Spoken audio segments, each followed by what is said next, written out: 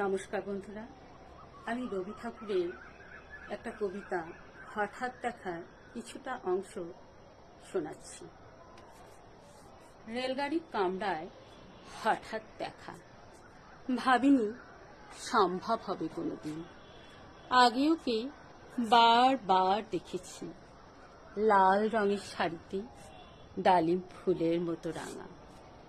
আজ পরেছে কালো রেশমের কাপড়, আঁচল তুলেছি মাথায়, দোলন চাপার মতো চিকন গৌর মুখখানি ঘিরে মনে হলো কালো রঙের গভীর দূরত্ব ঘনিয়ে নিয়েছে নিজের চারদিকে।